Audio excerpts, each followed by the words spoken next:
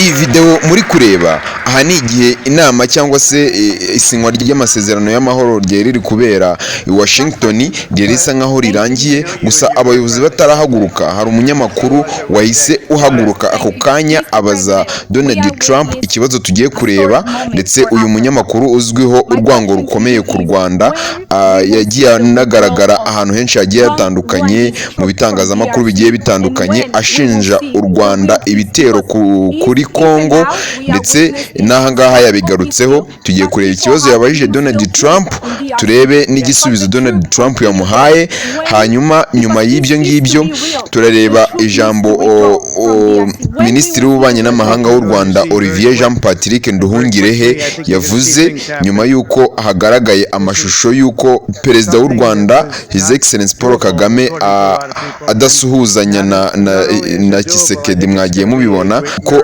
batigeze bahana umukono. Ibi byose Olivier Nduhungirehe yagize icyo abivugaho, ndetse na Minisitiri w'Ububanyi n'Amahanga wa Congo Kwamba Wagner nawe yagize icyo abivugaho. Ibyo byose nibyo tugiye kurebera hamwe muri iki kiganiro. Nitwa Kennedy, kora subscribe ubundi tuze tubane mu kanya gato. Inama ikirangira abayobozi batarahaguruka, ndetse Perezida w'u Rwanda yaramaze gusuhuzanya na Donald Trump basa nkaho bahagurutse, hanyuma umunyamakuru ahita ahaguruka abaza iki kibazo kuri Donald Trump. Ndagira ngo utege amatwi wumve. Batarahaguruka umunyamakuru yahise ahaguruka aravuga ati, One question? Go ahead. Thank you, Mr. I know you and you're very friendly, so I'll take it. Otherwise I wouldn't take it. Go ahead. Thank you.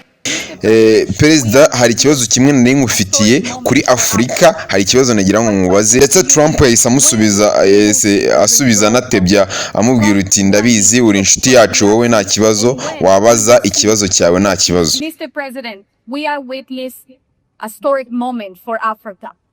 My question to you is when we will see the withdrawal of Rwanda's troops from DRC, and when we will see the real peace, because even now we are witnessing this historical peace deal, but people have been still killing in DRC. Yes. Because the troops continue there. Because this peace to be real, the troop needs to withdraw from DRC. When we will see the withdrawal?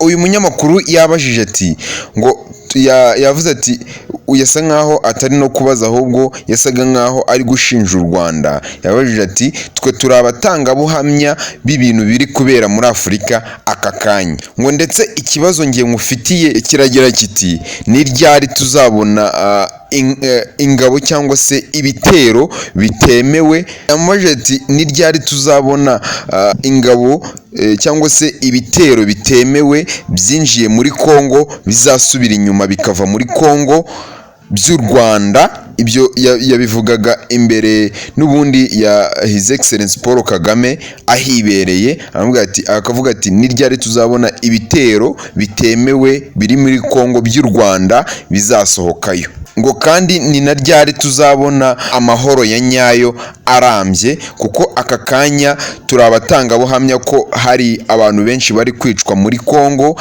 abantu bari kwicwa ku bwinshi muri Congo.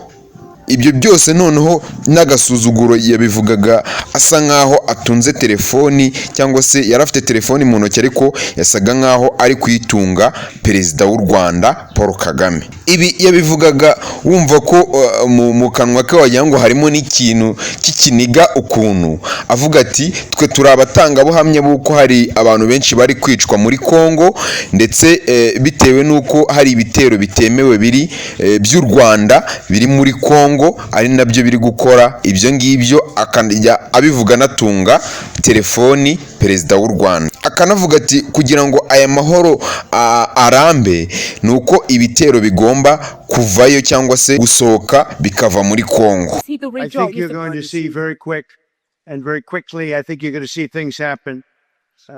This is something that was not doable according to a lot of people, and not only is it doable, I think it's going to be a great miracle. These two gentlemen are leaders, they're great leaders, and they're going to prove that in the coming months and years. And I think you're going to see very immediate results. I have confidence that that's what's going to happen. Thank you very much, everybody. Thank you.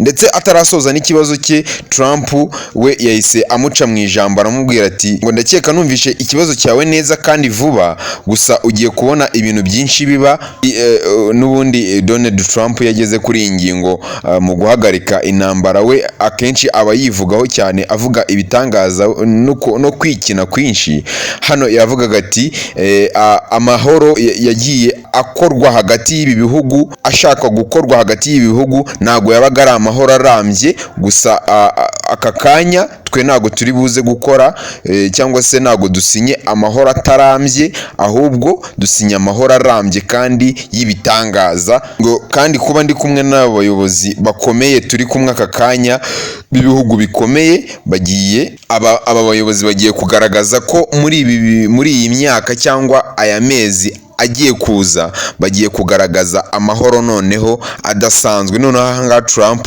yabyiciye rimwe avuga ko ni mu myaka nibwo amahoro tugiye kuyabona ntago ari bishatse kuvuga ko bitari aka kanya cyangwa se uyu munsi amahoro asinywemo bivuze ko amahoro azaboneka mu mezi cyangwa mu myaka niba wabyiyumviye neza icyo ni cyo gisubizo Trump yamuhaye ahita anamushimira bahita basoza nyuma bamaze gusoza aha niho noneho bahise bahaguruka bamaze guhaguruka Trump asuhuzanya na Paul Kagame hanyuma ahita aca inyuma Kagame we yahise aguma ahantu yarari nubireba neza ku mashusho urabibona noneho Trump ahita aca inyuma ya Kagame aragenda asuhuza Kisekedi bahita bajya mu ifoto Kisekedi ntibakigera banegerana cyangwa se ngo barebane no mu maso ibingibi bitagaragaye neza ahangaha ariho Minisitiri w'Ububanyi n'Amahanga Olivier Nduhungirehe yahise abivugaho ari naryo jambo tugiye kuguhereza aka kanya kugira ngo wumve icyo Olivier Jean Patrick Nduhungirehe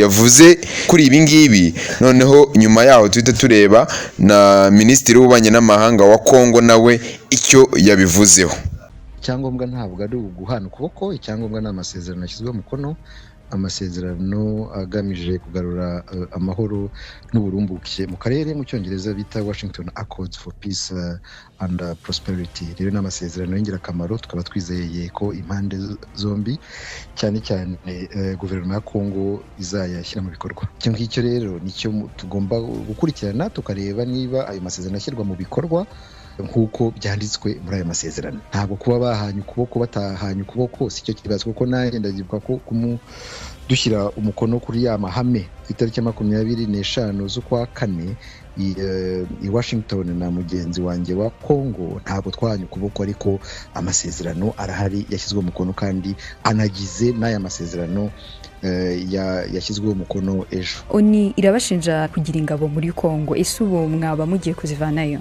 ibyo nibyo ihora ikora twebwe tugengwa n'amasezerano twashyizeho umukono amasezerano twashyizeho umukono rero avuga yuko ingabo za Kongo cyangwa se guverinoma ya Kongo igomba kurandura uyu mutwe w'abajenosideri wa FDLR hanyuma u Rwanda rugakuraho ingamba z'ubwirinzi ibyo byanditse mu masezerano yashyizweho umukono ndetse yongeye no gushimangirwa ejo ibyo ntabwo bireba Loni ntabwo tureba ibyo Loni ivuga twebwe tureba ibyo twashyizeho umukono dufatanyije n'umuhuza Amerika mu kwezi kwa gatandatu umwaka ushize nabwo habaye andi masezerano nk'aya ese amahoro atarabonetse muri icyo gihe n'iki gitandukanye cyatuma abantu bizera aya masezerano yahagarariwe na Perezida Donald Trump tugomba kumva yuko izi Washington Accords aya masezerano yashyizweho umukono ejo agizwe n'amasezerano atatu arimo ayo mahame navugaga Declaration of Principles twashyizeho umukono ku itariki ya 25 Mata akaba agizwe